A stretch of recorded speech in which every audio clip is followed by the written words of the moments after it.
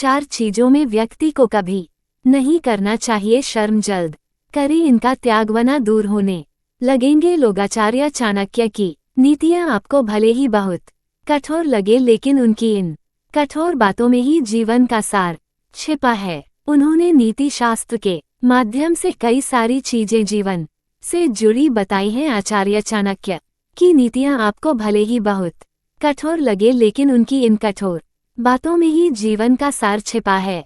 उन्होंने नीति शास्त्र के माध्यम से कई सारी चीजें जीवन से जुड़ी बताई हैं, लेकिन हम उन्हें नजर अंदाज करते रहते हैं, जिनका खामियाजा भी हमें खुद ही उठाना पड़ता है। और कभी कभी लगता है कि जो भी बातें आचार्य चाणक्य ने कही हैं वो कहीं ना कहीं बहुत ही सही है। उनके ये अनमोल वचन आपके जीवन को और भी बेहतर बनाने में आपकी मदद करेंगे।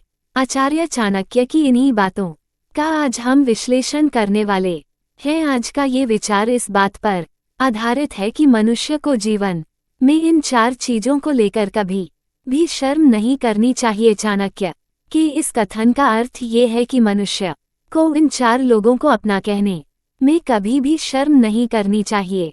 अगर आप ऐसा करेंगे तो आपकी हर कोई मिसाल ही देगा। वो चार चीजें हैं पुराने कपड़ों में, गरीब साथियों में, बूढ़े माता पिता में और सादे रहन सहन में। ऐसा ज्यादातर देखा गया है कि दुनिया के सामने इन चीजों को अपनाने से लोग गुरेज करते हैं। आप लोगों के सामने उन्हें अपना कहने में हिचकिचाते हैं। इस तरह से सबके सामने कहने पर आपके सम्मान को ठेस लग जाएगी, ऐसा प्रतीत होता है। पुराने कपड़े पहनकर कई बार लोग सभाओं में जाना पसंद नहीं करते। उन्हें ऐसा लगता है कि इस तरह अगर पुराने कपड़ों में उन्हें लोगों ने देखा तो क्या कहेंगे। अगर आप इस तरह की सोच वाले व्यक्ति हैं तो इस तरह की सोच को जल्द से जल्द बदल लीजिए।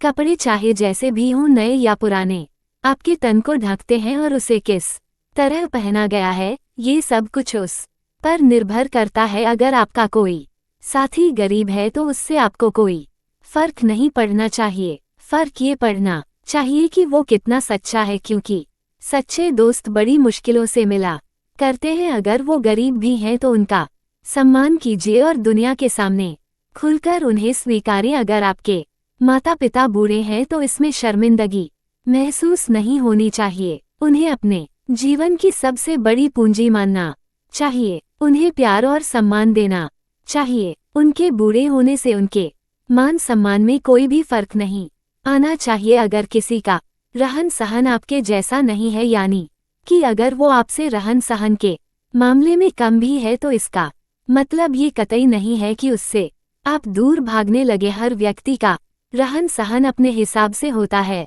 अगर आप इन चारों चीजों को अभी तक अपनाए हुए हैं तो इसका जल्द से जल्द त्याग कर दीजिए। अगर आपको हमारी वीडियो अच्छी लगी हो तो चैनल जरूर सब्सक्राइब करें।